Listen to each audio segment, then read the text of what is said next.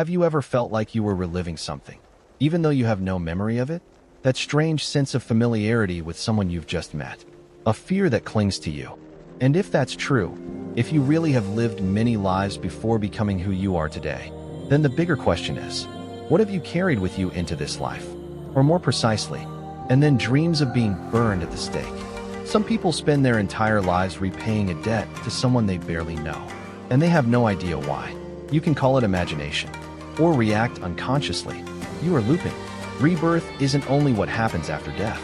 It's what happens when you live the same emotional pattern over and over again. And if past lives do exist, you don't need a ritual or hypnosis to remember them. You only need to look at your unhealed emotions, at the relationships that haunt you, at the reactions you can't seem to control. Maybe it's time to live differently. Rebirth and Karma, a Buddhist and modern perspective. 1. What is sasra? 1. They often imagine a soul leaving one body after death and entering another, as if it were simply moving houses from one life to the next. But in Buddhism, the view of rebirth, or more precisely, constantly recreating itself. And it is this very process of clinging and craving that perpetuates rebirth. In Buddhism, there is no permanent self that travels from life to life. What we call a person is simply a composite of the 5 aggregates: form, sensation, perception, mental formations, and consciousness, all of which are impermanent, empty, and always changing. Will immediately seek a new formation to continue its existence. That is rebirth, that is samsara. The Buddha described samsara as a blind cycle, where mind produces suffering. We are doomed to repeat the same psychological and emotional patterns, whether in this life or the next. If you believe samsara only occurs after death, look more closely at your ordinary day. You recreate a version of reality based on your past, and thus samsara continues. All phenomena within samsara follow a central law known as paticca samuppada, dependent origination. It is a chain of causality beginning with ignorance, leading to formations, then to consciousness, and so on, each link depending on the last, forming a seamless loop. There is no single cause, no independent actor, only process upon process, all conditioned.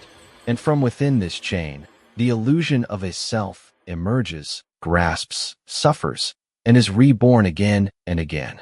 A crucial point in Buddhism's view of samsara is that it is not a punishment. No one is assigning you a next life. No external God is judging you. Samsara is simply the natural result of clinging and unawareness. Like dropping a ball and watching it fall, it's not a punishment. It's just physics. And because samsara is not imposed by a divine will, it also means you can step out of it. Not by believing in something, but by seeing clearly how your mind operates. The Buddha didn't offer a belief system. He offered a path. And that path doesn't begin in the heavens. It begins exactly where samsara appears, inside your experience. When you start observing your own mind honestly, samsara stops being an abstract idea. It becomes the very loop you've been living in every day. Thought, emotion, reaction, consequence, new thought. The less aware you are of the loop, the more tightly it binds you. But the moment you are present and conscious, even for a breath, the loop is broken. And in that space, something new is possible. Freedom becomes possible.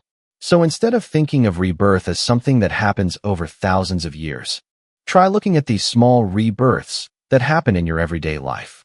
Every time you get angry, then regret it, then repeat it. Every time you feel unworthy, seek validation, and feel empty again. And waking up, in this one. 1.2 Comparison. Rebirth in Hinduism, Greek philosophy, Christianity, and Buddhism. Rebirth, or the idea that consciousness or a soul goes through multiple lifetimes, is not exclusive to Buddhism. In fact, many ancient spiritual and religious traditions have touched upon this concept, each interpreting it through their own cosmological lenses. However, the critical differences lie not only in the belief in rebirth itself, but in what is reborn, why it happens, and how one might escape it, if escape is even considered desirable. Small orange diamond. Hinduism, the eternal soul, and the journey back. In Hinduism, the concept of samsara refers to the cycle of birth, death, and rebirth. Here, the Atman, an eternal, unchanging soul, undergoes countless lifetimes in various forms, human, animal, even divine. Crucially, the soul is seen as a fragment of the ultimate reality, Brahman, the law of moral cause and effect, but also influenced by rituals, meditation, divine knowledge, and devotion. In this worldview, it is the soul that travels through lives, carrying karma and lessons, gradually moving toward liberation. Small Orange Diamond, Ancient Greece, Wandering Souls, and the River of Forgetfulness. Few realize that ancient Greek philosophers, particularly Pythagoras and Plato, also contemplated the idea of rebirth. Plato, in dialogues like Phaedo and the Republic, described the soul as immortal. After death, the soul drinks from the river Lethe, the river of forgetting, erasing all memory of past lives before being reborn. Sometimes souls choose their next life, other times, they are assigned based on prior deeds. For Plato, the path of philosophy was a way to help the soul remember its true nature and break the cycle of rebirth through knowledge and virtue. While Greek thought lacks the elaborate karma system of Hinduism or Buddhism, it still presents human life as one station in a larger, recurring journey of the soul. Small Orange Diamond, Christianity, one life, one judgment. In contrast, Christianity rejects the idea of rebirth entirely. According to Christian doctrine, each person lives only once, and after death, the soul faces judgment, leading to heaven, hell, or possibly purgatory. Some scholars argue that early Christian sects like the Gnostics entertained notions of reincarnation, but these ideas were later deemed heretical.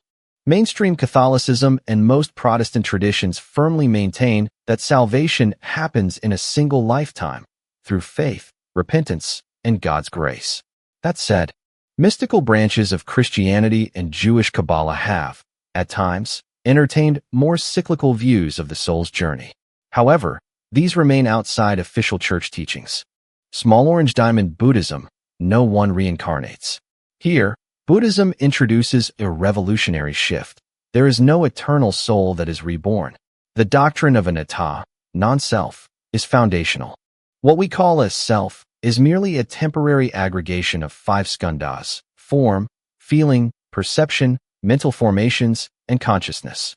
When a being dies, there is no enduring I that transmigrates, only a conditioned stream of mind, propelled by karma, continuing into a new formation.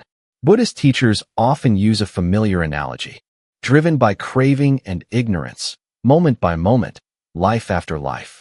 Because there is no permanent self to be saved. This idea is radically different. The Buddha did not accept the existence of a permanent self that passes unchanged through lifetimes. Instead, he revealed a far more subtle truth. There is no enduring I, only a continuous, selfless stream of consciousness. And at the heart of this process lies the concept of relinking consciousness, known in Pali as Paisandhi Siddha, which forms the first moment of mind in a new life.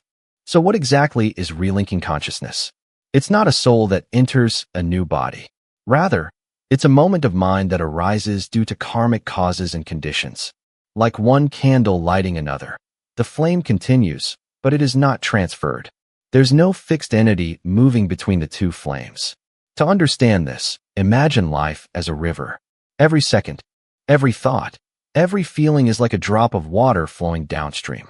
The river isn't a solid, fixed thing, but we still give it a name because of its continuity. The same is true for the self. It's just a label we place on a dynamic process. When the body dies, if awakening has not been reached, this stream of mental energy continues, and the first moment in the next life is what we call the relinking mind. This understanding leads to 2 profound implications.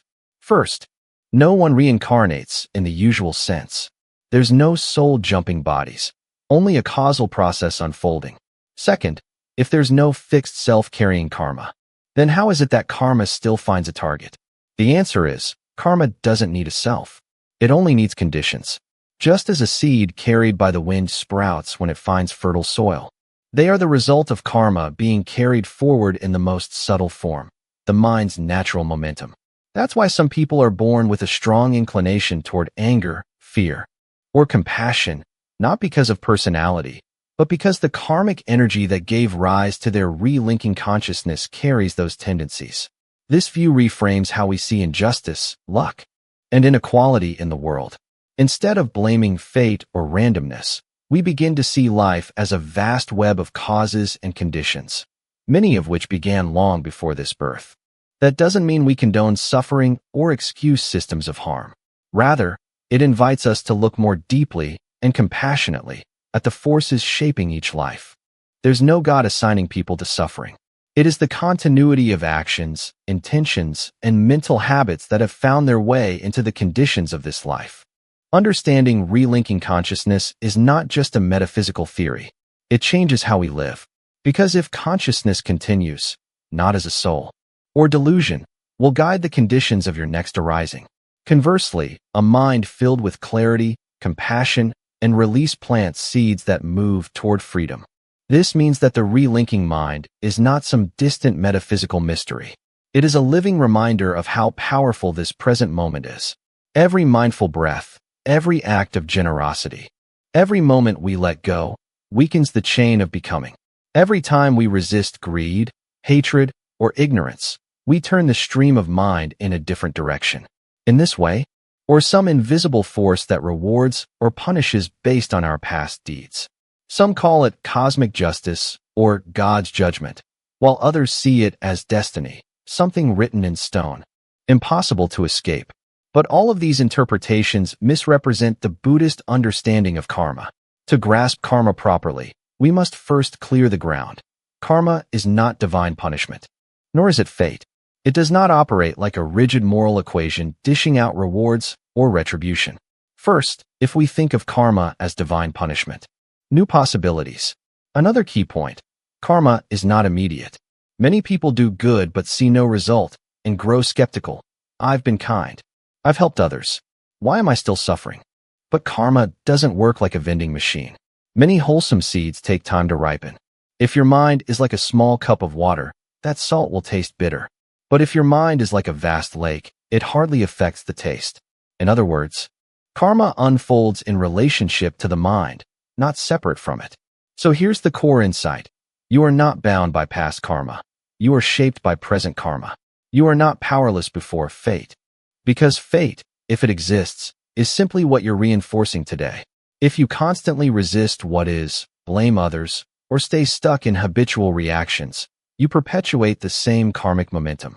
But if you begin to observe, soften, and shift even small patterns of thought, your entire trajectory begins to shift. No karma is fixed, because the mind is never fixed.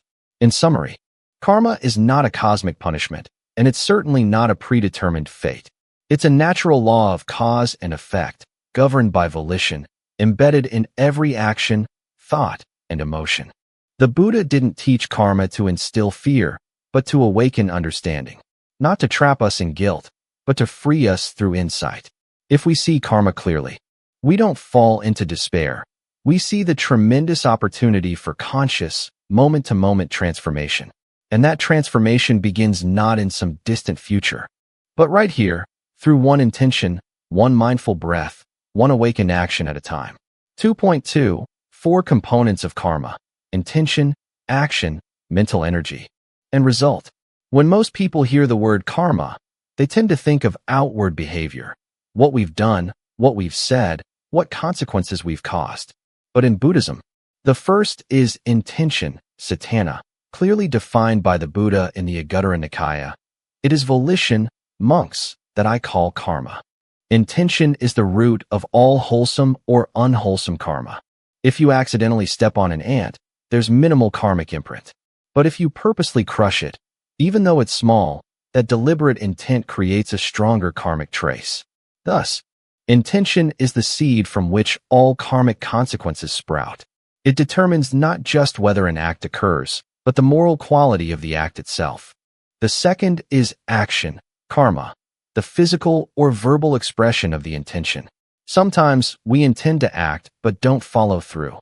Karma is still formed, but it's weaker.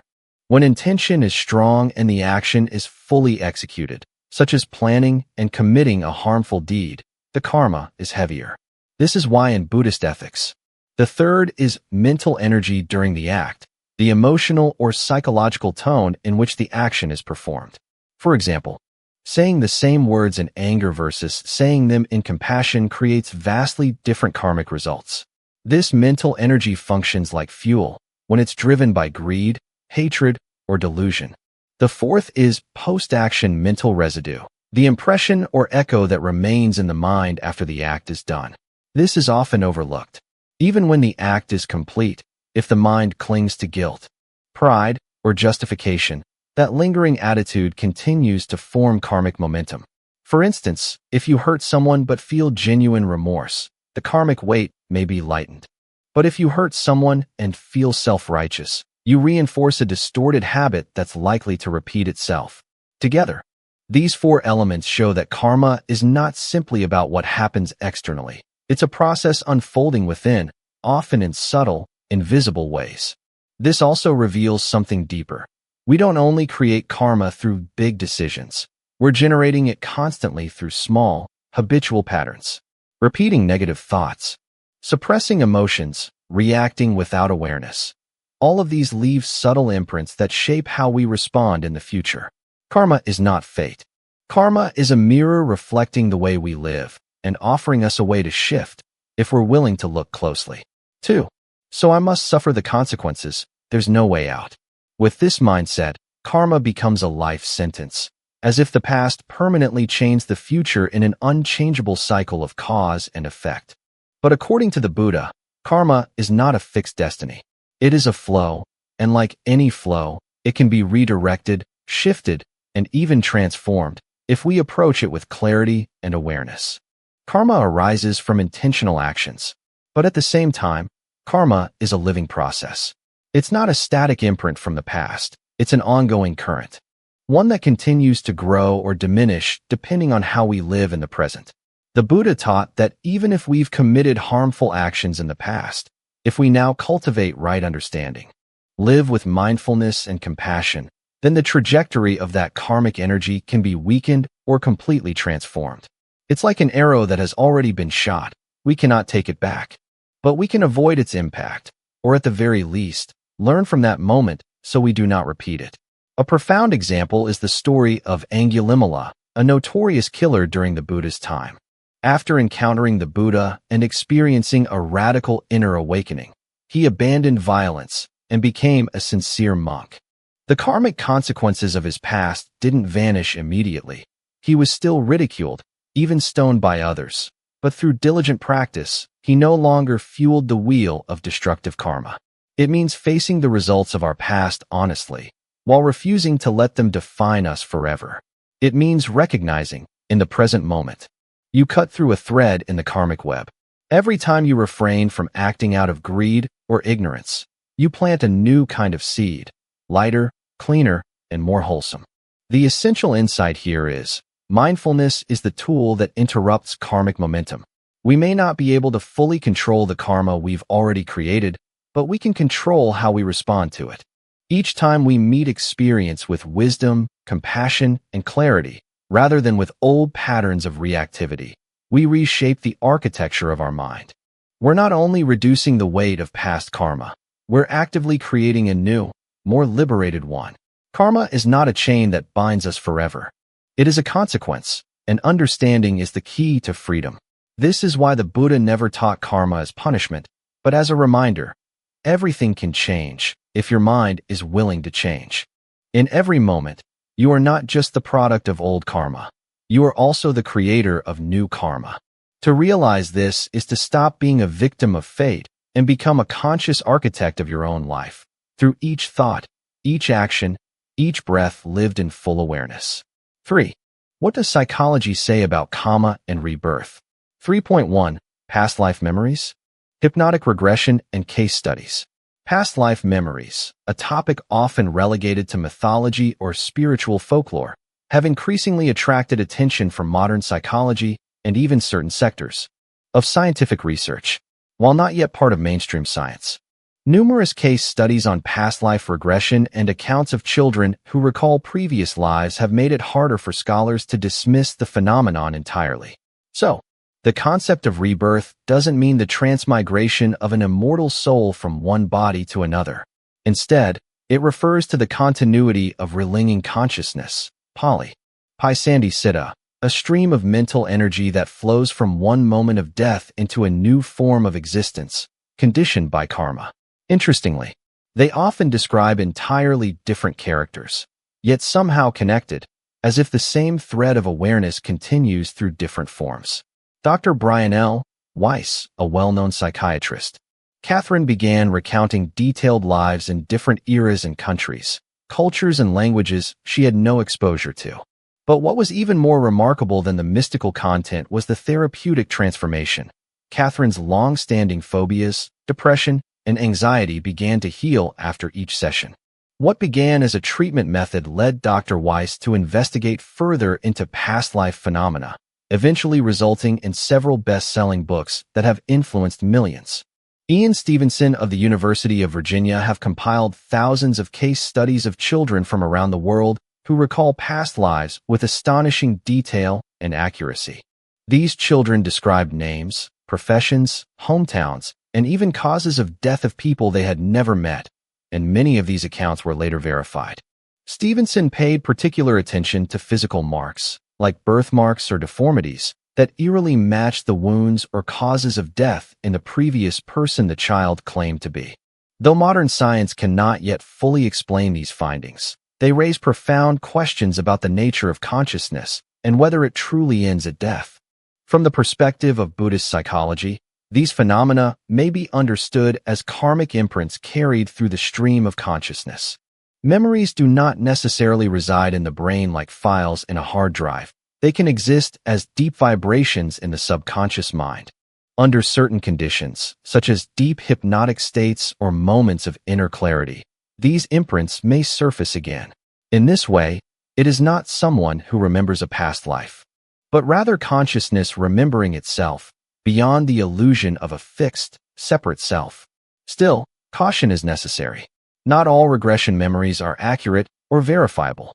Rather than obsessively verifying every detail like an investigator, it's more valuable to focus on the deeper message these experiences offer, that consciousness is far more profound than we assume. A person who feels an overwhelming fear with no specific past trauma. A child born into a safe, loving family who still harbors deep distrust or anxiety, or intense emotional reactions, anger, guilt, insecurity, that arise automatically, without a clear source. Could it be that the human mind carries imprints of events that happened, even before we were born? Not only through the environment in which we are raised, but even through biology and subconscious behavior. Studies show that descendants of people who have survived war, genocide, or domestic violence have a significantly higher risk of mental health challenges like anxiety, depression, and emotional reactivity, even if they themselves have never experienced any such trauma. A well-known example comes from research on the children and grandchildren of Holocaust survivors. Though born decades after the war, many of them exhibit higher-than-average stress levels and symptoms of anxiety disorders. Scientists are increasingly recognizing that psychological wounds don't end with the person who experienced them. They can be biologically transmitted through epigenetic changes, altering gene expressio, and affecting emotional patterns in future generations. In a strange and striking way, this mirrors the Buddhist view of karma and the stream of consciousness. In Buddhism, karma isn't just the result of actions taken in this life, but the outcome of emotional, mental, and volitional energy carried over from the past, not just individual past lives. On the contrary, both Buddhism and modern therapy agree on one key point.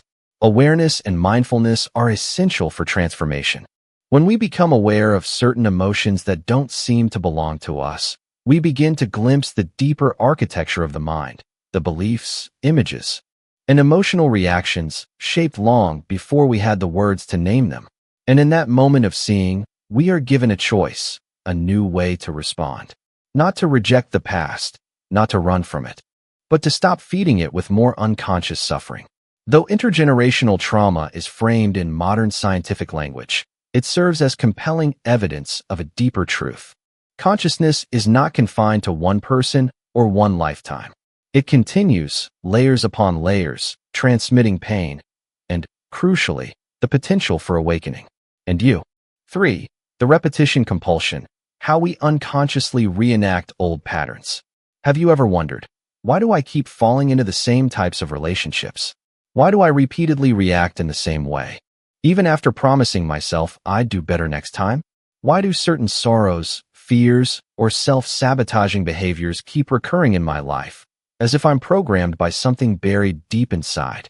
In modern psychology, this phenomenon is known as the repetition compulsion, an unconscious drive that compels us to reenact past experiences, often painful ones, in an attempt to fix or gain control over them. Sigmund Freud first described this concept after observing many of his patients repeatedly recreating early traumatic situations in their current relationships. A child raised in a cold, hoping this time it ends differently. Sadly, most of these loops end in frustration because they're not based on conscious choice, but on a programmed emotional script running beneath awareness. From a Buddhist perspective, this mirrors the concept of sakra, mental formations or karmic imprints that etch deep grooves into the flow of consciousness across lifetimes. When a reaction or emotion is repeated over and over, it becomes a habit, a reflex, a track worn into the mind. Unless these patterns are seen clearly and transformed, they keep resurfacing, this life and the next. The result? We don't live in the present. We're pulled by the past. We don't truly respond to reality.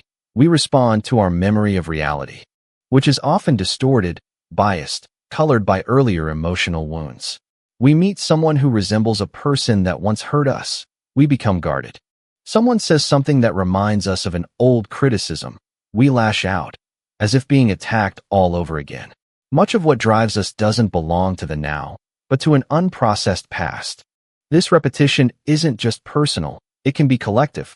Nations, communities, or cultures that have experienced colonization, war, or genocide may carry forward collective defense mechanisms. Mistrust, or even inherited shame. A people once subjugated may still carry an inferiority complex generations after the event, even when the outer oppression is long gone. But only by turning inward with courage and clarity can true freedom emerge. Understanding the repetition compulsion is a crucial step toward understanding karma, not as a curse, but as a series of psychological reactions that can be seen, understood, and transformed. Karma doesn't force us to suffer, but all of that becomes much more vivid when embodied in a real human experience, in a story, because there are moments when those directly involved, whether children, parents, or even scientists, are left without a satisfying explanation. Moments that force us to ask, does consciousness, memory, or the sense of self truly end when we die? The story we're about to explore didn't begin in a monastery or a psychology lab. It began in a small bedroom in Louisiana, where a 3-year-old boy began to scream in his sleep, reliving, in shocking detail, the violent death of a fighter pilot during World War II. No one taught him this. No one had ever told him the names or events he recited. But everything he described, the plane model, his ship, his squadron, even the names of his fallen comrades, matched the records of a pilot who had died decades earlier. And from here, we enter a new part of our journey, real stories, fragments of memory that seem to transcend the boundaries of this life. 4. From the perspective of science and the memory of consciousness. 4.1. Story 1. The boy who remembered being a fighter pilot, James Leininger. Restless memories. When a child describes his own death. If a 3-year-old boy starts screaming in the night, shouting things like, "The plane is on fire. It's going down. I can't get out," we might think it's just a nightmare, a movie-induced fear, or a child's overactive imagination. But for James Leininger, a boy living in Louisiana, USA, it wasn't a one-time occurrence. And it didn't stop there. He didn't just describe fragmented images of death. He recounted them with vivid detail. The name of the ship, names of fellow pilots, the model of his plane, even the specific location where he was shot down, details that, by all logical measures, a young child with no exposure to military history could not have known. It all began when James was just 2 years old. He developed an unusual obsession with airplanes. His vivid dreams about World War II alarmed his parents, who were conservative Christians. When asked, James spoke as if he were the pilot who had died. He claimed his name was James, that he had served on the Natoma Bay aircraft carrier, and that he had been shot down near Iwo Jima, one of the most well-known battles of the war. He even remembered the name of a former squadmate, Jack Larson, and the fact that his plane was hit in the engine. James's father, initially a skeptic, began researching to prove that his son was confused. But to his surprise, every detail James mentioned, the name of the ship, the mission, and even the death of a young pilot named James Houston Jr., matched official military records. That pilot had indeed been killed in action exactly as the boy had described. The Leininger family gradually moved from skepticism to awe. They began documenting James's experiences, conducting interviews, and observing his recollections closely. His case quickly caught the attention of the media and researchers. Many have considered it one of the most compelling pieces of evidence for reincarnation. The Buddhist perspective, continuing karma and the mind stuck in the death scene. From a Buddhist perspective, cases like James's can be understood as instances where the stream of consciousness, via, continues powerfully and rapidly after death, carrying karmic imprints from one life to the next. When someone dies in a state of intense psychological shock, unresolved emotion, or unfinished karma, the final moments of consciousness can leave deep mental impressions that re-emerge in the next life. In the case of James Houston Jr., dying in the chaos of war, amidst gunfire, flames, and the feeling of being trapped, may have deeply imprinted the near-death mind, satana at the moment of death, with unresolved trauma. According to Buddhist thought, this mental momentum doesn't vanish. Instead, it continues seamlessly into rebirth, particularly if there was no mindfulness or acceptance at the moment of death. The new birth might then carry vivid fragments of the past life, especially in early childhood, when the veil of forgetting has not yet fully formed. What's interesting is that James Leininger was not reborn into a military family or into the chaos of war. He came into a loving, safe environment. This suggests a shift in the karmic field or realm of rebirth. And yet, the karmic residue, especially in the form of memory or emotional traces, remained intact in the mind. In Buddhism, this is not viewed as paranormal, but as a natural unfolding of the law of cause and effect. The mind stream continues, shaped by volition, intention, and past karmic energy. The psychological perspective, false memories, imagination, or unconscious imprints. From the lens of modern psychology, James's case remains difficult to fully explain. Some psychologists suggest it may be a case of false memory, where a child absorbs cues from the environment, such as images of planes, war stories, or TV, and subconsciously weaves them into a vivid narrative. However, the extraordinary specificity and accuracy of James's recollections, especially information he had no apparent access to, weaken this theory. Another theory, drawn from Jungian psychology, proposes the idea of a collective unconscious or inherited memory. According to this view, James may have somehow tapped into a deeper stratum of consciousness, one that stores memories not just of individuals, but of entire groups or generations. Though this idea remains scientifically unproven and controversial, it opens up a compelling discussion about the nature of memory, consciousness, and identity. Other researchers have used hypnotherapy to explore past life memories, conducting experiments in past life regression. While the results remain mixed and often disputed, but to invite us to live more mindfully, because every moment shapes not only this life, but the long journey of mind beyond it. For point 2. Story 2. An unexplained fear of fire and the dream of being burned alive. There are fears that cannot be explained by current life experiences. Someone who has never been in an accident, never been exposed to danger, may still fear something to the point of paralysis. They don't know why, and no one around them can explain it either. In psychology, a woman from England is a prime example. From a young age, she had a profound fear of fire. No one in her family had ever been burned. No childhood incidents involving fire had occurred. Yet merely seeing a flame, whether in a fireplace, a gas stove, or even on TV, would make her tremble, her heart race, and her breathing turn shallow. This fear followed her into adulthood, affecting both her work and personal relationships. Sarah sought therapy to understand the root of her fear. During a deep regression session, she entered a semi-hypnotic state where vivid images began to emerge. She saw herself wearing a long robe, standing in a medieval town square, tied to a wooden post, surrounded by a crowd shouting at her. She felt the fire climbing up her legs, the searing heat on her skin, and the intense pain and terror as she screamed. In that moment, she knew she was a woman being executed as a witch, burned alive. When she awoke, Sarah felt as if she had just relived something real. She cried uncontrollably without knowing why. The images didn't feel imagined, they felt remembered. And strangely enough, after that session, her fear of fire gradually lessened. The panic attacks became less frequent, and she began to cook for herself without the overwhelming sense of dread she once had. A Buddhist perspective, unresolved emotional karma. From the lens of Buddhism, Sarah's story can be understood as an expression of emotional karma that has not been resolved. In many discourses, the Buddha teaches that not just actions, but powerful emotions at the moment of death can leave deep imprints in the mind.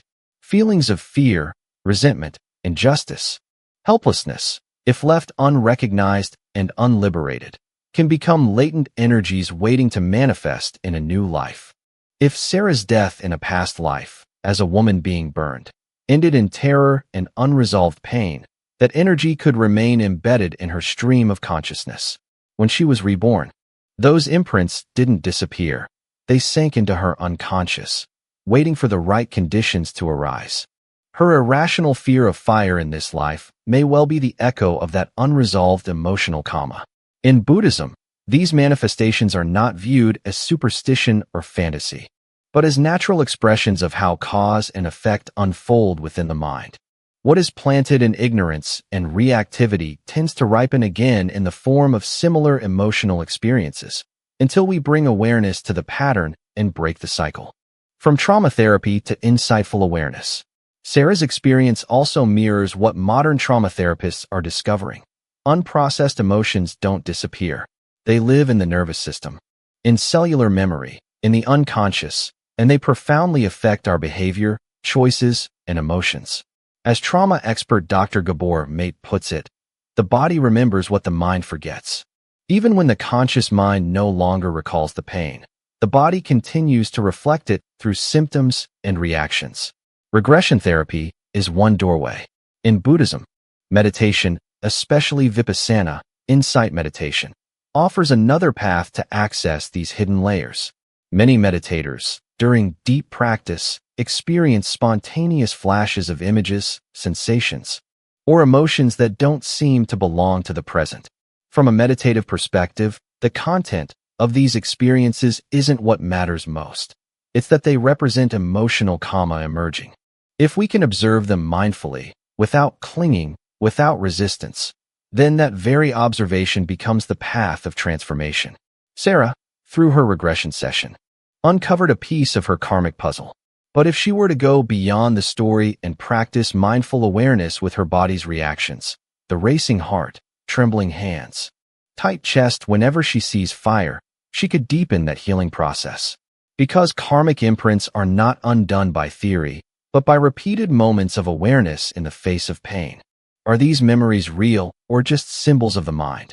A common question arises. Were the images from Sarah's regression real memories? Was she truly burned at the stake in a previous life? Or were they just symbolic, constructed from movies, stories, or cultural imagery? In both Buddhist and deep therapeutic contexts, this question matters less than what the experience offers.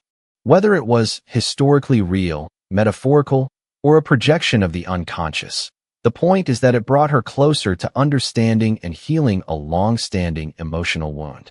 For many people, the mind doesn't need objective truth in the historical sense. It needs a subjective truth to make sense of suffering. And if that understanding leads to healing, then it has served its purpose. Karma is not a sentence. It's an invitation to wake up. What both Buddhism and trauma therapy emphasize is this: we are not condemned by our past. Whether from this life or another, karma, in any form, can always be transformed. Fear, anger, injustice, guilt, these are not prisons, but invitations to become conscious. If we are brave enough to stop, look directly at our suffering, and not run from it, it becomes the very path to freedom. And this is why stories like Sarah's aren't meant to fuel blind belief in reincarnation, but to open a door to deeper inquiry. Within every intense emotion lies a potential for liberation, if we are willing to pause, observe, and stop running. 4.3. Story 3. The unexplainable feeling of being indebted. There are relationships in life where we feel as if we are repaying a debt to someone, yet it's a debt we cannot name or explain. No one forces us. There's no written contract, no explicit obligation. And yet, we stay. We keep enduring, compromising, giving, sacrificing, carrying a burden of responsibility as if we owe someone for something long past, perhaps even before this life began. It is a profound and elusive sense of debt, beyond logic, beyond reason. Hwin is a woman in her early 30s. Since childhood, she has felt responsible for protecting her mother from her father's rage. Even after her parents divorced, Hwin continued playing the role of her mother's rescuer in every situation, providing care, financial support, emotional stability, and even becoming the emotional container when her mother was overwhelmed. Whenever she thought about living for herself or establishing a more independent life, a deep sense of guilt and inner conflict would arise, as if she were betraying a sacred promise, though she didn't know what the promise was or where it came from. Hwin eventually sought therapy. During one session, in a deeply relaxed state, she suddenly began crying without understanding why. A sequence of images appeared, an old, exhausted woman sitting next to a dying daughter, her face full of regret and sorrow. In that vision, she strongly sensed that she was the mother, and the girl was someone profoundly familiar, like flesh and blood. There was something left unspoken, unforgiven, and unresolved. Though Hwin wasn't sure whether the imagery was real or symbolic of suppressed emotions, the experience led her to reconsider the way she had been sacrificing herself in the present. It felt as if some part of her consciousness, perhaps from another life, was still bound by guilt and was now expressing itself through her relationship with her mother. The roles might have changed, but the emotional charge remained the same. Karmic entanglement, when consciousness is still attached. In Buddhism, there's a subtle yet profound explanation for such phenomena, what's known as karmic entanglement between streams of consciousness. When two beings had intense karmic ties in the past, perhaps as mother and child, teacher and student, victim and perpetrator, and strong emotions like regret, hatred, love, or unfulfilled vows remained unresolved at the moment of death, those energies continue. They invisibly draw the consciousnesses back into contact in a future life, not out of intentional design, but through the magnetic pull of unresolved karma. If the mind has not let go, the karma continues. Someone who once caused harm might still feel inexplicable guilt after being reborn. Someone who once suffered might carry a subconscious mistrust or fear. These feelings are not born of current circumstances. They arise from unresolved emotional karma still operating beneath the surface. Hwin's case might illustrate this. Perhaps in a previous life, unquestioning devotion and sacrifice for her present mother, who, at a deeper karmic level, may have been the daughter she once lost. When the roles change, but the emotions persist, the karma plays out again. Psychology, attachment trauma, and systemic karma. From a psychological perspective, this can also be explained through concepts like attachment trauma, waking up from the debt illusion. The feeling of being indebted in sacrificial relationships cannot simply be dissolved with advice like, just let go. It's a knot buried deep in the subconscious, tied to one's sense of self, worth, and fear of losing love. But what can begin is awareness, the mindful noticing of how we're living as if repaying a debt. We can ask, is this debt even real? Or is it an emotional inheritance left unresolved? The journey of transformation begins with turning inward and observing ourselves. Each time we find ourselves giving too much, silencing our needs, or staying in painful dynamics out of guilt, pause and observe. It may be that an old karmic imprint is resurfacing, and if we have the mindfulness not to act it out, we're already beginning to dissolve it. 4.4. Story 4. Committing harm without punishment, yet life still collapses. Not every wrongdoing gets exposed. Some people cause deep harm to others, wrecking lives, hearts, or families, yet they never get caught. The law doesn't touch them, society doesn't blame them, and from the outside, they may seem successful or even admirable. But look closer, and you'll sometimes see that these very people end up spiraling into patterns of self-destruction through depression, addiction, failed relationships, or a persistent sense of anxiety they can't explain. No one punishes them externally, yet they live in a kind of private hell of their own making. This is one of the most profound manifestations of karma, not as cosmic punishment, but as the natural echo of an unresolved inner storm. A man named Min, name changed, shared his story during a group therapy session. In his younger days, he was a notorious playboy. During a 2-year relationship, he repeatedly cheated on his girlfriend, gaslighting and manipulating her to stay whenever she suspected something. Eventually, when she found out the truth and broke down emotionally, Min cut off all contact without a single word of apology, as if nothing had happened. His friends still saw him as charming, smart, and successful. No one knew what really went on in that relationship. Years later, Min had a stable job, a small family, and everything seemed to be going well. But inside, he started falling apart. He developed chronic insomnia and felt overwhelming guilt whenever he saw someone sad or in distress. He had recurring dreams, often featuring that same girl from the past, her face frozen and cold. No one ever blamed him. The past was long buried. Yet Min couldn't escape this feeling gnawing at him from within. He started drinking heavily, snapping at his wife and child, and gradually losing his sense of connection to life. In one deep meditation session, he broke down in tears, not from memory, but from a visceral recognition that some part of him had never moved on. No one punishes you, but karma lives in your inner reactions. In Buddhism, karma is not an external punishment. There's no divine judge watching and handing out retribution. Karma, Pali, kama, is the mental and emotional echo of one's actions, especially those driven by greed, hatred, or delusion.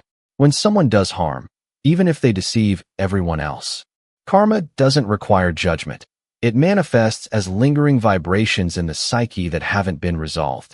Min wasn't punished by anyone, yet he couldn't forget.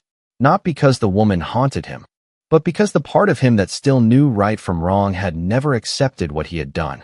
That awareness grew louder over time, morphing into symptoms of inner punishment, sleeplessness, a psychological lens, guilt, self-destruction, and self-generated karma. In psychological terms, this is often called self-sabotage. People who carry unconscious guilt sometimes feel they don't deserve happiness. They create situations in which they fail, ruin loving relationships, or live in constant tension without understanding why. Guilt, especially when unacknowledged or unredeemed, doesn't vanish. It gets buried in the unconscious, where it expresses itself as behaviors that punish the self. Min's story is not unique. Many people commit harmful acts and move on as if nothing happened. But the scars remain in the deeper layers of the mind.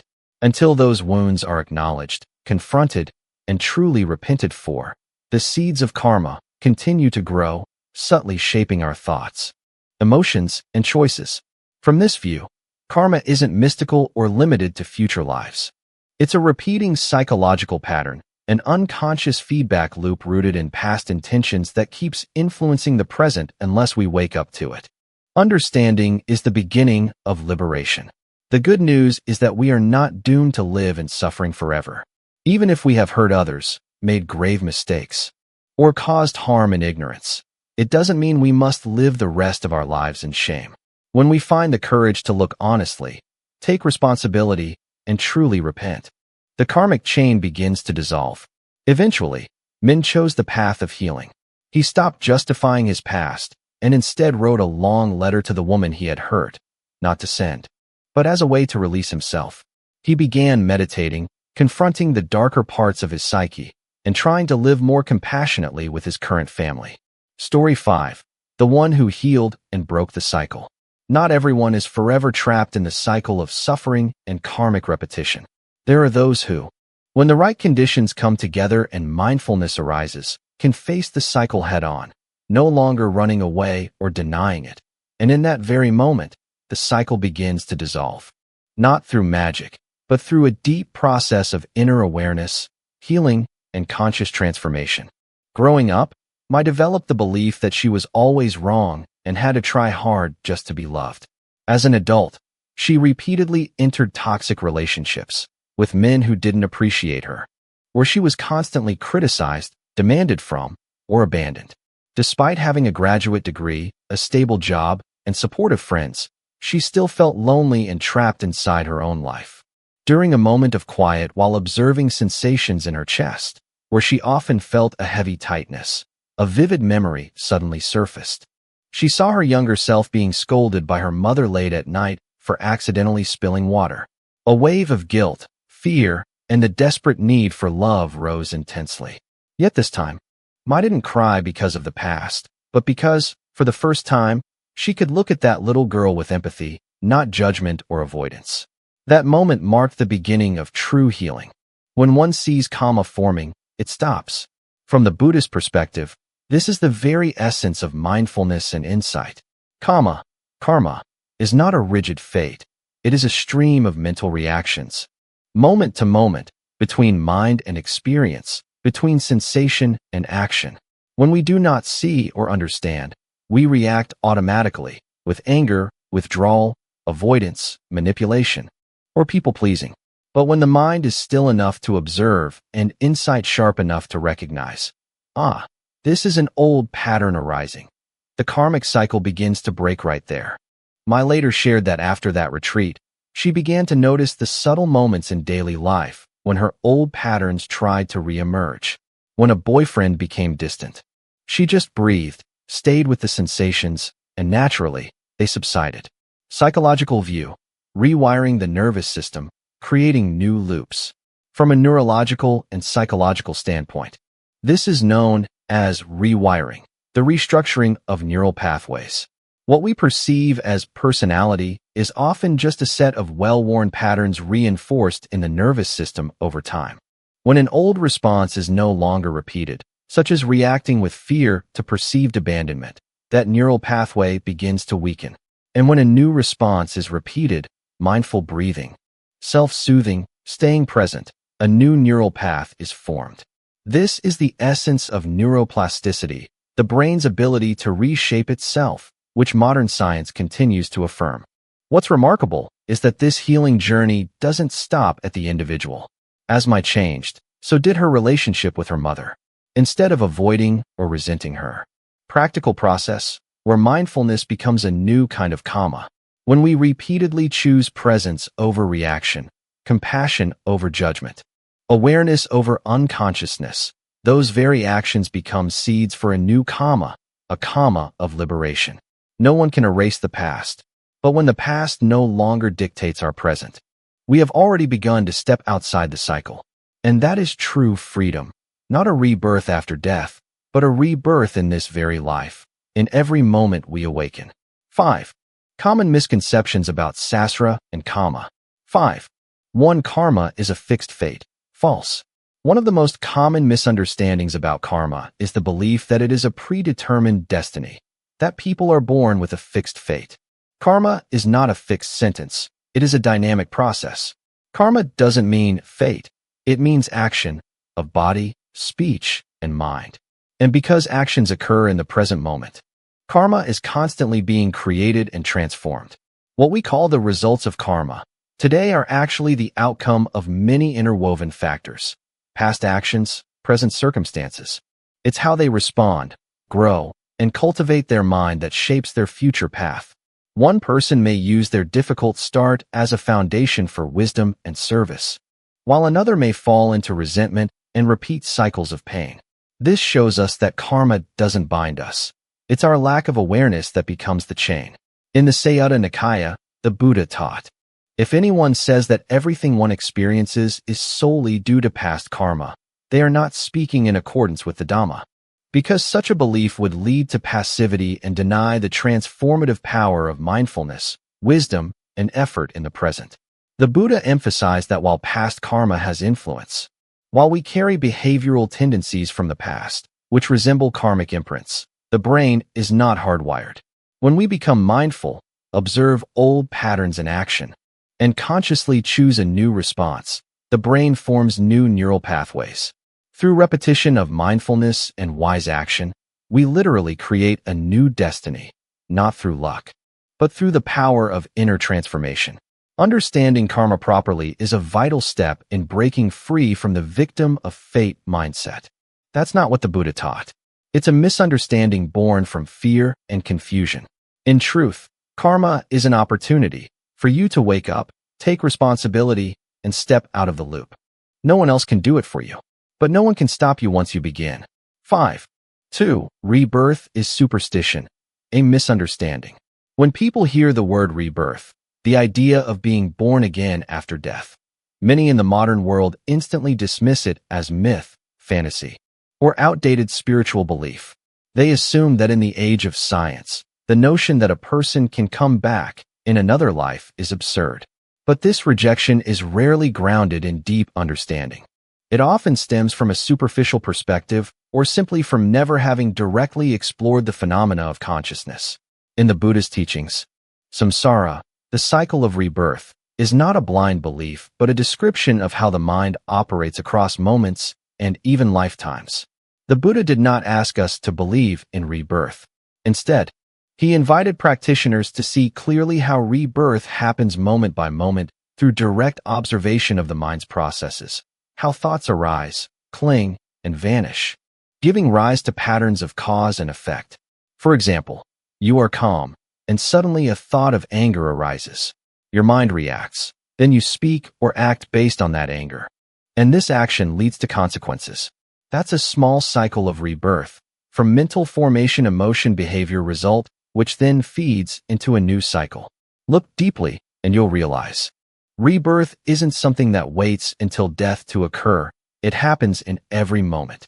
But what about rebirth across lifetimes? In Eastern cultures, this idea has existed for millennia.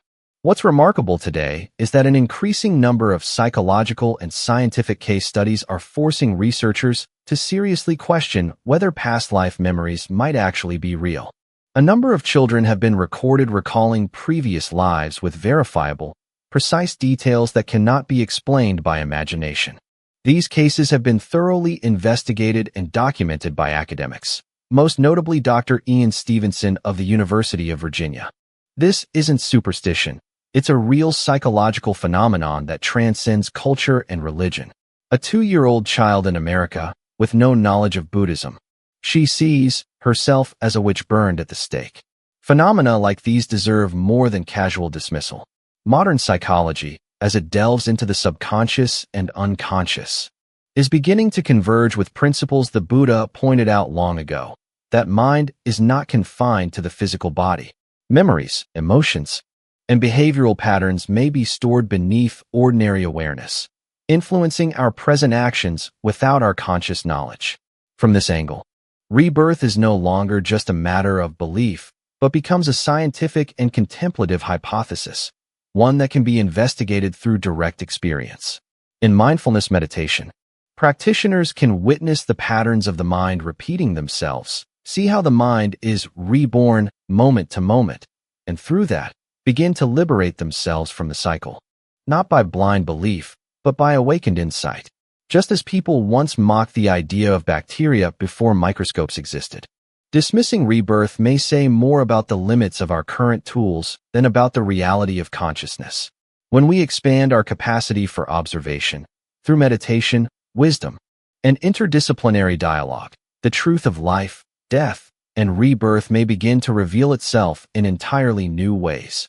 5.3. Buddhism teaches passivity. In fact, it teaches radical self-mastery.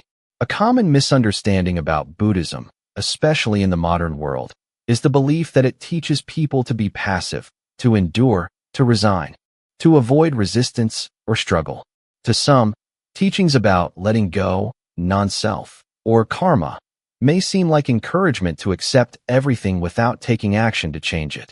However, when we look deeply into the essence of the Buddha's teachings, we discover the opposite. Buddhism does not teach passivity. It teaches us to be deeply awake, proactive, and radically self-governing.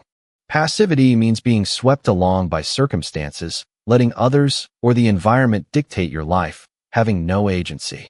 Buddhism, by contrast, trains us to see things clearly, to trace every action back to its roots, and from there to make conscious choices, to refrain from unwholesome actions, to resist the pull of old karmic patterns, and to stay free from emotional reactivity.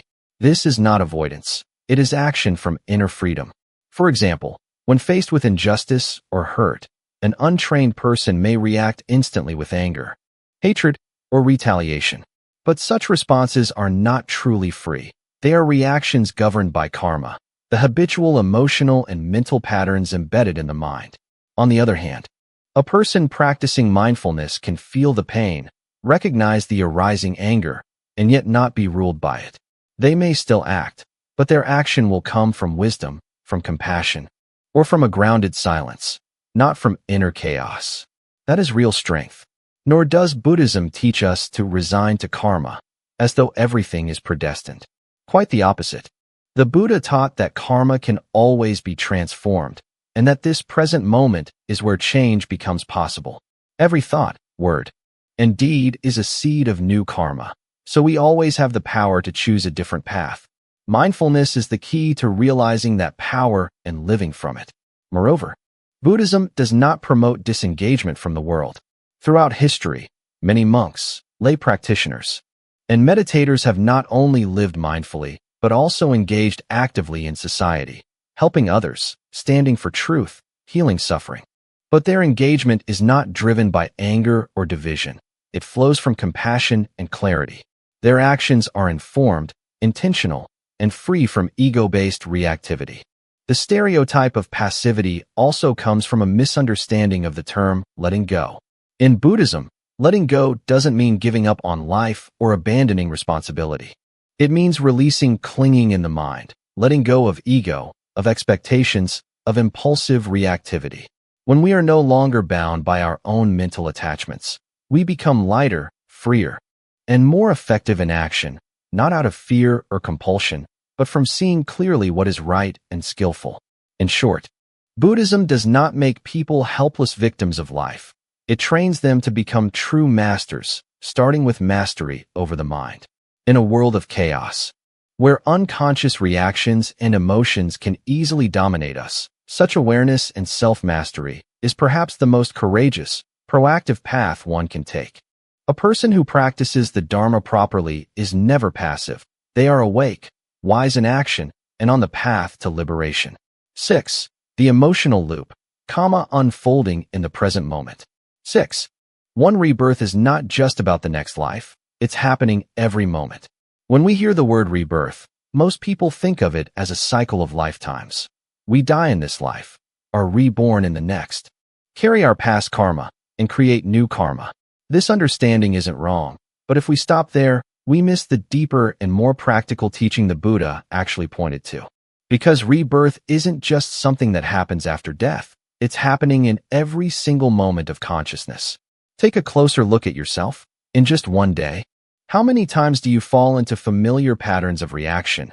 Anger, jealousy, insecurity, craving, doubt? How many times do you promise to change, only to find yourself swept back into the same old thoughts, emotions, and behaviors? This is samsara unfolding in daily life. A loop of unconscious mental patterns that haven't been clearly seen or liberated. Every time the mind is pulled by craving, aversion, or ignorance without awareness, it's as if we're being reborn into that emotional world. When anger arises and you get lost in it, you are no longer you. You've become a being in a hell realm. When craving consumes you and you lose control, you're living like a hungry ghost. When your mind is frantic, foggy, or confused, you're momentarily in the animal realm. All 6 realms of existence, from heavenly states to hellish torments, can be experienced within a single day, depending on the state of your mind. So in the Buddhist teaching, rebirth is not some far-off event we deal with after death. It's an ongoing process, right now, in each thought, each reaction, each unnoticed and unexamined emotion. When we practice mindfulness meditation, we begin to detect these moments of rebirth, when the mind is taken over by a feeling and acts as though that emotion is the self. And we also discover moments of liberation, when the mind simply observes without clinging or pushing away. Each such moment is a break in the cycle of samsara. What's profound is this.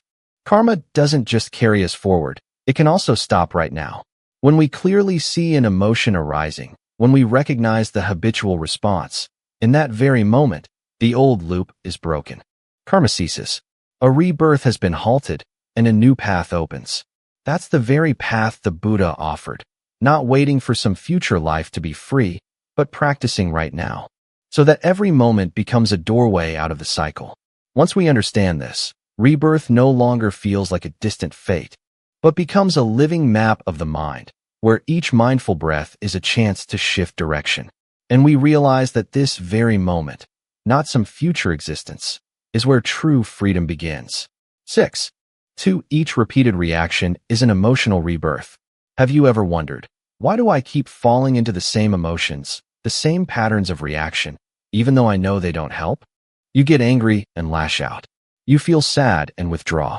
You get criticized and instantly become defensive or shut down. How many times have you realized these behaviors cause suffering, yet you keep doing them anyway? This isn't because you're weak or lack willpower. It's because karma is actively unfolding in real time, and we are being reborn in every emotional reaction.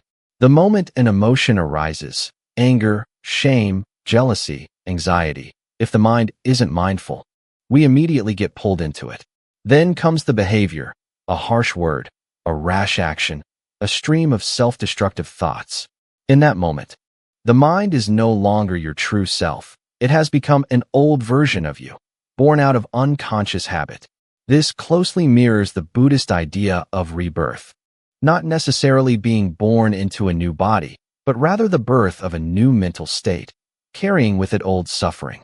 That suffering may come from childhood, from past lives, or simply from unhealed patterns in this life. But if it hasn't been understood and transformed, it will return and reincarnate in you again. Imagine this. Each time you're hurt and react by withdrawing, avoiding, getting angry, or trying to control, it's as if you've been reborn into a past identity. You're not truly living in the present moment. You're reliving an unresolved wound, an unprocessed memory, an unbroken karmic loop. Modern psychology calls this the reactive mind. In Buddhism, it's part of the sakra, the habitual formations of the mind, operating without awareness. When someone hurts you and you lash out even though you don't want to, that's past karma resurfacing, and you've let it reincarnate. Emotional rebirth doesn't need death or a next life. It only needs one unmindful moment. Then your karmic patterns resume control. So where's the way out? It begins in the exact moment an emotion arises. Pause and observe. Don't react. Don't judge. Don't suppress. Simply notice. This is the old anger returning. This is that familiar shame. This is the abandonment I've carried since childhood. When you can name the feeling without being swept away, you have just interrupted the rebirth. And that's where freedom begins, not by running from emotion, but by facing it with calm awareness. Every time you do this, you're retraining your nervous system, rewriting your karma, and ending the cycle of rebirth and suffering. Understood this way, you don't need to wait for the next life to find liberation. Every moment you stop reacting and turn inward in awareness, you're already dissolving karma here and now. And the beautiful thing is, you don't need to be perfect to begin. You just need to be honest enough to see your own rebirths and courageous enough to step off the old path. 6.3 Enlightenment. Escaping samsara moment by moment. Not after death. When people hear the word enlightenment or liberation from samsara, they often imagine something grand, a state only reserved for saints or something that happens after death. They believe that one day, after enduring enough suffering and repaying all karmic debts, they will finally be liberated and no longer reborn. But this misses the most essential point the Buddha taught. Samsara and liberation both unfold within the mind, in each present moment. In every moment, when a reaction arises, anger, craving, fear, and we blindly follow it, that's a moment of rebirth. Conversely, if in that very moment we see the emotion clearly, without identification or automatic reaction, we've ended a small cycle of samsara.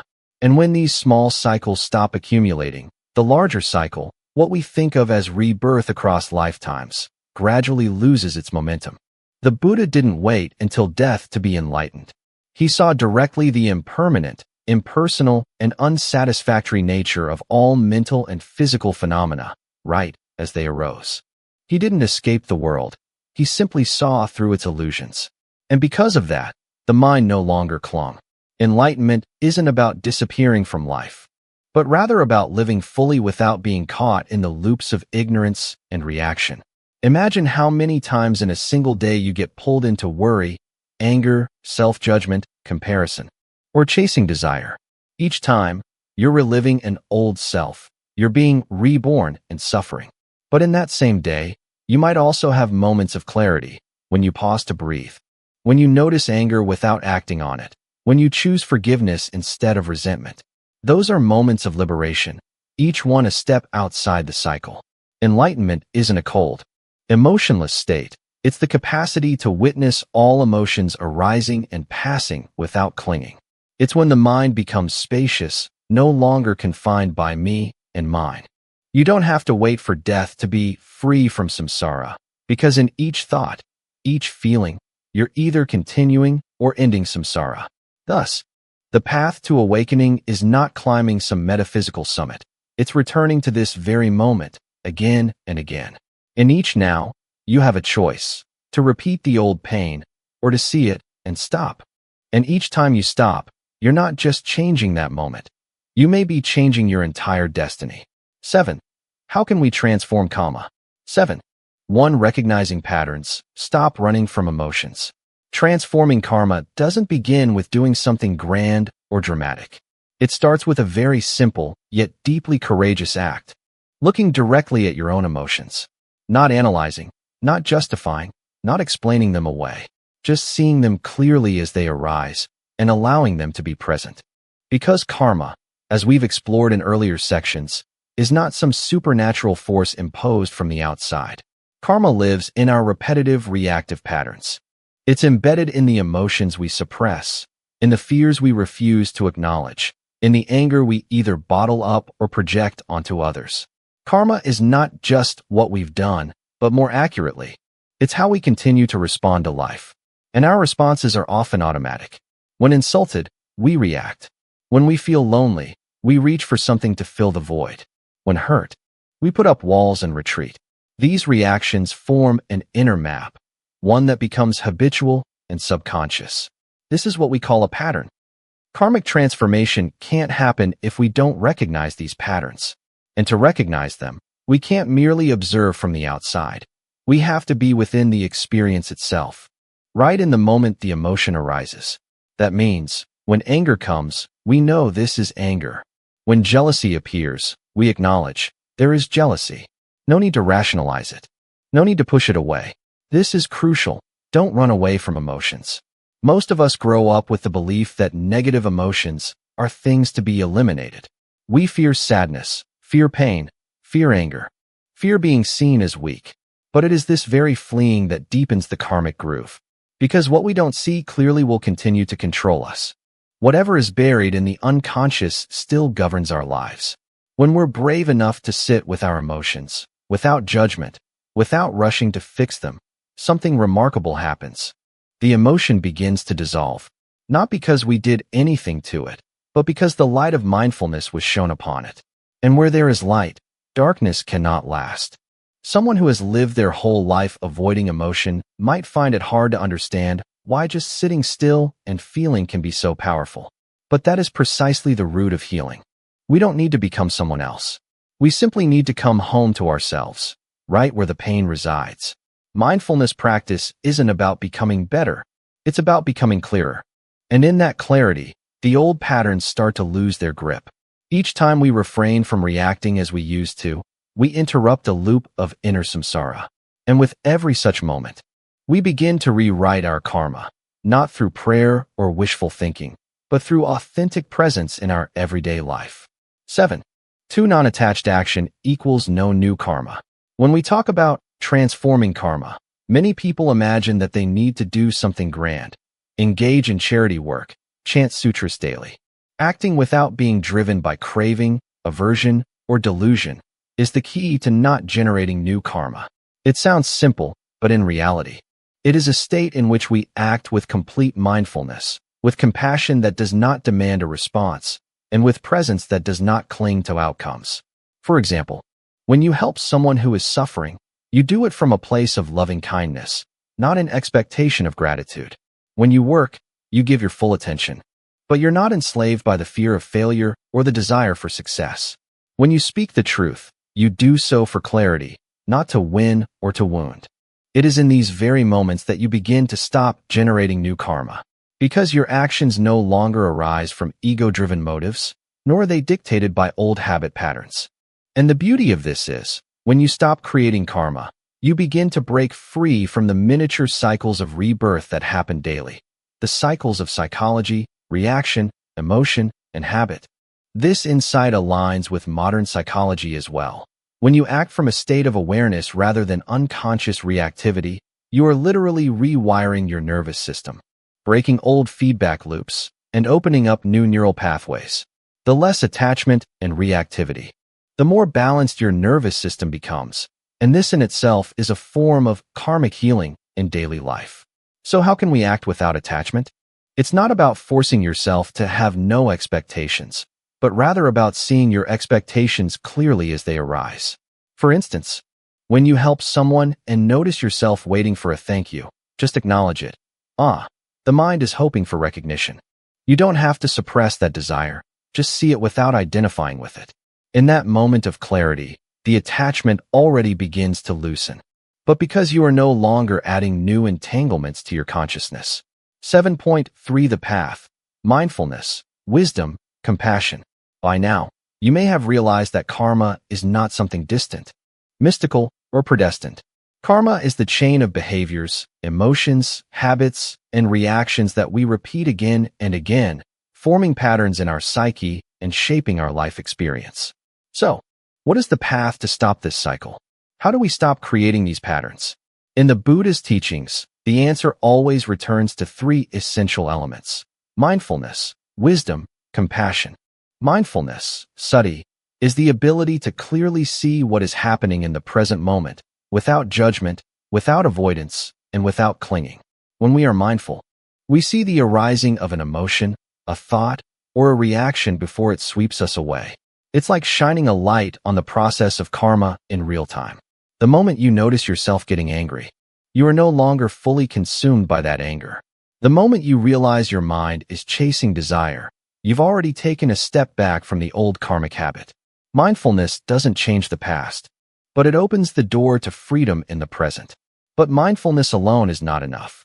It must be paired with wisdom, panna, not ordinary intelligence, but a deep insight into the nature of the body, mind, and reality. Wisdom in Buddhism is the ability to see clearly the three characteristics of all phenomena: impermanence, anicca, unsatisfactoriness, dukkha, and non-self, anatta. When you realize that an emotion is just a passing wave, that a thought is not you, that pain is not permanent, that is when karma loses its grip. Wisdom liberates us from blind reaction and unconscious creation. Each time we truly see the nature of things, karma dissolves. Finally, the path would not be complete without compassion, metakuru, an unconditional kindness toward ourselves and all beings. Without compassion, mindfulness and wisdom can become dry, rigid, or even harsh. Compassion is not weakness or passivity. It is the gentle power that allows us to embrace our own wounds and the faults of others without judgment or condemnation. Compassion softens the heart, guiding our actions not from resentment or ego, but from awareness and a deep connection to life. These three qualities are not separate stages, but like three blades of a fan working together to lift us out of the karmic cycle. With mindfulness, we begin to see. With wisdom, we begin to understand. With compassion, we begin to forgive. And in that forgiveness, we are also set free. Each moment you return to the present with mindfulness, each time you see the impermanent, impersonal nature of things, each time you open your heart instead of closing it, you are liberating yourself from samsara in that very moment. You don't have to wait until your next life. You don't need to chase some grand enlightenment. Just live each moment with awareness, understanding, and love, and you are already walking the path of karma transformation, silently but powerfully. Instead, all you need is to observe. Observe carefully the very life you're living, the stream of experiences unfolding in you, moment by moment. Try looking back on your day. Certain situations repeat. Certain emotions pull you back into the same old reactions. Certain patterns in your relationships bring suffering, even though the people or circumstances may change. You might think it's just your personality, your preferences, or bad luck. But if you look deeper, you'll see these are pre-programmed reactions, unresolved imprints. Loops of consciousness left unexplored. That's karma. No need for complex definitions. Just ask, what causes me to react this way again and again? Why am I so sensitive in this area? Why do I keep ending up in similar painful situations, even when I don't want to? And even deeper, what am I still carrying from the past? Perhaps not just from this lifetime, but from a deeper, more hidden layer of memory that still powerfully shapes my present? Observe yourself when you're angry, when you're afraid, when you're craving validation, and you'll start to see how the mind is pulled, controlled, and repeating itself. That's where karma operates. Not in some distant realm, not in a mystical future, but in each small reaction, each unconscious decision, each time you let old emotions guide your current actions. We often think we're free, that we're the ones deciding. But without mindfulness, most of what we do is a continuation of old patterns. Karma isn't someone coming to punish us. Karma is us, when we have yet to realize we're stuck in repetition. That's why the Buddha didn't ask us to believe in karma, but rather encouraged us to observe and see for ourselves. Like a scientist of the mind, the Buddha didn't offer dogma, but an invitation to look inward at body, feeling, mind, and phenomena to see what is truly happening. And in that process, if we're quiet and honest enough, we will begin to see the full mechanism of karma, from a single feeling arising, to clinging, to action, to consequence. And then another loop is formed. When you see this clearly, belief is no longer blind. It becomes inner confirmation. You don't need anyone to prove karma is real, because you've seen it unfolding in yourself. And from here, you begin to reverse the spiral, not by struggling against it, but through awareness. So, there's no need to believe in rebirth, and no need to convince others. Just live with honest observation, and you will see. Karma is alive in you, moment by moment. And that is the true starting point of transformation. 8.2 Rebirth is not something mystical, it's an inner loop. When people hear the word rebirth, they often imagine a mystical realm, where the soul leaves the body after death and is reincarnated into a new form, like a fantasy script no one can verify. But in truth, in every moment, if we are not mindful, the mind will automatically be driven by old reactions. Emotions arise, habits take over, behaviors follow, and consequences return. At that point, a small cycle of rebirth has formed. Birth, duration, death, and rebirth again. We are reborn into the same emotion, the same reaction, again and again, with no future lifetime required. This isn't a mystical concept. It's a psychological process, one that repeats endlessly unless we become aware of it. When someone falls into depression, it's not caused by a single event. When we are consumed by anger, we are no longer ourselves. We are reborn into an impulsive, destructive self, only to regret it, then repeat. That is rebirth. And because rebirth is happening in each moment, liberation doesn't have to wait until death. Right here and now, when we clearly see an emotion arising, recognize a habitual reaction forming, and choose not to repeat it, the cycle breaks. Rebirth ceases. The mind is free. The Buddha never asked us to blindly believe in the unseen. He taught us to observe, to see the loop that is controlling us. And from that clarity, the path out begins to unfold. Every time you resist reacting from old patterns, you are breaking a link in the chain of rebirth. Every time you act with mindfulness, you are rewriting your own destiny. So don't fear rebirth. Don't mystify it as something beyond reach.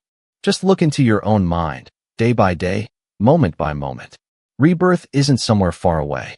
It's the loop of emotions, behaviors, and karmic tendencies inside you.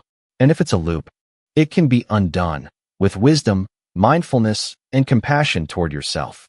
8. 3. Sometimes one right insight can change an entire life. There are people who spend their whole lives searching for answers to their suffering. Why do I keep falling into the same mistakes? Why can't I escape this persistent sense of emptiness, frustration, or inexplicable anger? They try everything: reading books, changing jobs, moving cities, seeking new relationships, but after a while, the old pain returns, just in a different form. Life begins to feel like a maze with no way out. And yet, something strange happens. Sometimes, just one moment of right seeing, and the entire maze begins to dissolve. This right seeing isn't about blind faith or lofty philosophy. It's a deep, direct moment of awakening.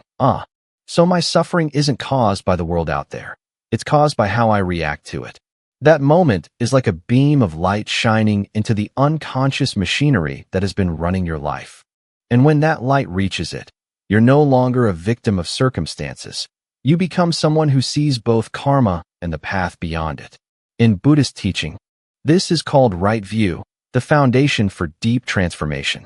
One could meditate for years, chant countless sutras, study volumes of teachings, but without right view, it's all just form. They began to forgive themselves and live as a new person. No one forced them to change. No magical therapy was involved. Just one right insight. Karma isn't a life sentence. It's more like a program running in the background of your consciousness. When you don't see it, it runs you. But once you see it, recognize it. Understand how it operates. You are no longer bound by it. Instead of reacting the same old way, you can pause. Instead of repeating the same emotional cycles, you can step out. It simply invites you to look more deeply at what's unfolding within you. And from there, to see the way out. Liberation isn't some distant ideal. It's a real possibility, available in each moment of awareness. And you don't need to overhaul your entire life all at once. Sometimes, just one right insight, deep enough, honest enough, is already the beginning of an entirely different life. Have you ever felt like you were reliving something, even though you have no memory of it? That strange sense of familiarity with someone you've just met. A fear that clings to you. And if that's true, if you really have lived many lives before becoming who you are today, then the bigger question is, what have you carried with you into this life? Or more precisely, and then dreams of being burned at the stake. Some people spend their entire lives repaying a debt to someone they barely know, and they have no idea why. You can call it imagination, or react unconsciously. You are looping. Rebirth isn't only what happens after death. It's what happens when you live the same emotional pattern over and over again. And if past lives do exist, you don't need a ritual or hypnosis to remember them. You only need to look at your unhealed emotions, at the relationships that haunt you, at the reactions you can't seem to control. Maybe it's time to live differently. Rebirth and Karma, a Buddhist and modern perspective. 1. What is sasra? 1. They often imagine a soul leaving one body after death and entering another, as if it were simply moving houses from one life to the next. But in Buddhism, the view of rebirth, or more precisely, constantly recreating itself, and it is this very process of clinging and